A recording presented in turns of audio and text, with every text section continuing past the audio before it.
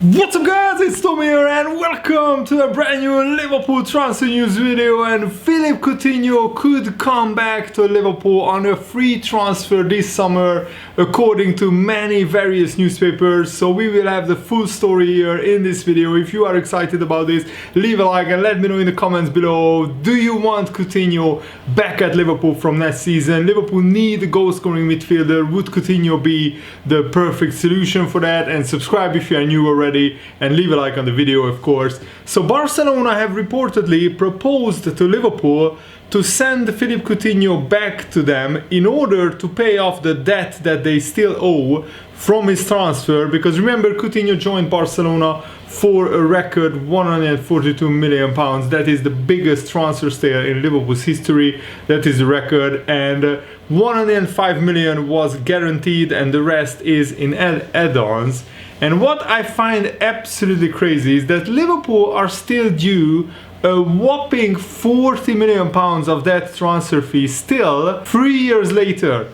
A big money transfer sum that the Barcelona just cannot afford to pay because they are in financial ruins. Basically, they have hundreds of millions of euros in debt, and that's why they are signing free transfers like Sergio Aguero was already announced yesterday. Wijnaldum and Depay are in talks with Barcelona on a free transfer as well. And Spanish Cup application AS claim that Barcelona chiefs have proposed sending Coutinho back to Liverpool in a bid to basically not having to pay that 40 million. So in effect, that will cost Liverpool 40 million. Would you bring back Coutinho on that condition? I'm not really sure, because he only played 16 games this season with Barcelona and he got injured, I think, in the winter time, so he hasn't played for half a season. We don't really know in exactly what shape Coutinho is in right now, and Coutinho is also not very young, but he's not old, he's like 27, 28. And there was some controversy, of course, in the way Coutinho forced his move to Spain, so there could be personal relationship issues between Liverpool and Coutinho, between Jurgen Klopp and Coutinho, maybe with some players like Coutinho, but I'm thinking especially Jurgen Klopp probably didn't feel too good about how Coutinho forced himself out of Liverpool. He basically refused to train at one point, citing an imaginary back injury, but these are allegedly. That's what I heard. But yeah, let me know. Would you still welcome back Coutinho? I'm a sentimental person, so if I don't think about the finances, I would absolutely love to have Coutinho back. He was one of my favorite players. I just absolutely adored the way he played football, the long range goals, the free kicks, the dribbling, the skills, the trickery, the creativity. Coutinho was just a pure joy to watch, and that's why I love football, and that's why I watch football. I watch football to see skills, to see creativity, to see unexpected things happen on the pitch, and Coutinho got that in abundance. But right now, of course, if I'm just thinking with my head and if I take into account the finances of Liverpool, should we let go of that 40 million just so we can have Coutinho back? Probably not the wisest, most sensible decision, but you know, it's down to Liverpool and Jurgen Klopp what they will do. And I think also it's interesting what Liverpool chairman Tom Werner said at the time when Coutinho forced his move to Barcelona. I only have good things to say about Coutinho, but I think he left Liverpool because he wanted to play for Barcelona, one of the two big Spanish clubs. It was his dream to play there. We tried to convince him that we had the club moving in the right direction and that he could experience great nights in the Champions League if he stayed in Liverpool. And he had a pretty serious injury when he returned to Barcelona this season, and he only managed 14 appearances, not 16. Coutinho turns 29 years old this summer, and because he barely featured this season due to the knee injury, I don't think Liverpool were going to sign him. But there is a chance that if we could get Barcelona to pay some of that debt back, and maybe if we chop off just 15 or 20 million, then I can see Coutinho coming back to Liverpool. The only way, as I said, is probably if Liverpool don't have to say goodbye to all of that 40 million that Barcelona still owe to Liverpool. And Jurgen Klopp was absolutely spot on when he said that to Coutinho, stay here and they will end up building a statue in your honor. Go somewhere else, go to Barcelona, go to Bayern Munich, to Real Madrid, and you will be just another player. Here you can be something more. Here at Liverpool, Coutinho could have become a proper legend. A true legend, something that Jordan Henderson already is, something that Steven Gerrard already is, something that Trent Alexander-Arnold, Andy Robertson will be when they leave or when they retire or when they leave Liverpool in 5-10 years time. Coutinho could have been a similar player if he stayed at Liverpool. And imagine if Coutinho won the Premier League, the Champions League with Liverpool, he probably would have been a proper legend, honestly. And Barcelona's most recent financial report, which was published last October, showed that Liverpool were still owed around 35 to 40 million about the Coutinho transfer for Coutinho. And it was noted in the report that Liverpool Football Club has factored with a financial institution its right to collection. What this means is that basically Barcelona have not yet paid Liverpool the money. They have already received the cash by selling the debt on to a financial institution, and many other clubs did the same. And the football finance expert Kieran Maguire explained it is fairly common to have these things done in business. Barcelona still technically owe the money to Liverpool. That is why it's showing up as such in the accounts. But what happens is that the money is paid and Liverpool send that on to the third party who has bought the debt. Liverpool have received all of the money owed for Coutinho, but Barcelona have not yet paid it all. While it is all fairly normal practice, there is some question over what happens if Barcelona default on their payments.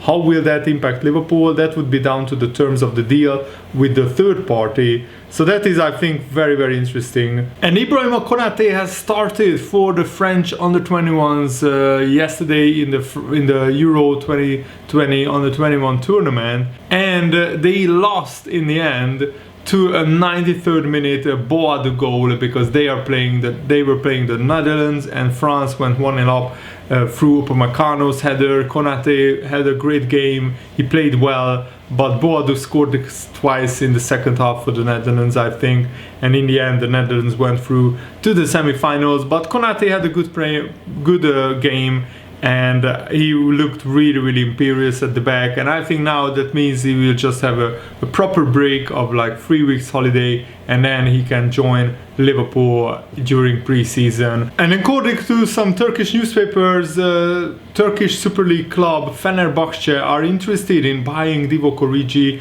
They are claiming that they are keen on securing the services of Divock Origi on a loan deal with an obligation to buy, which is very, very exciting for Origi because I don't think he's in the plans of Jurgen Klopp, and Origi really needs to move on, and we need to get a proper transfer fee for him. I would prefer to sell him to a club which pays a transfer fee right now for Origi, because we need the money to buy more attacking players. And it looks like Southampton also wants to buy Minamino, even though I think he is in the plans of Jurgen Klopp. I think Minamino will play next season for Liverpool.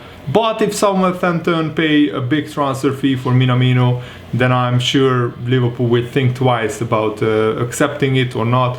It all depends on the transfer fee and what Jurgen Klopp's personal plans are for Minamino. And wow, I didn't expect this, but maybe part of me did. Naby Keita, it looks like Liverpool have offered him to Atletico Madrid. That's according to Spanish outlet AS, who claim that Naby Keita's agents have reached out to Atletico Madrid in an attempt to see what kind of interest they have in Naby Keita. And a report in some other newspapers also said that Naby Keita is keen on the idea of swapping Liverpool for Madrid after struggling with ongoing fitness issues at Liverpool. I still think that Naby Keita has a great potential, but unless he can consistently stay fit, I think it's better to cash in and get 30-40 million pounds for him and move on, because even when he's fit, Jurgen Klopp just doesn't fully trust him enough, in my opinion, and he's too much of a luxury to sit on the bench when he's worth 30-40 million. I don't think Liverpool can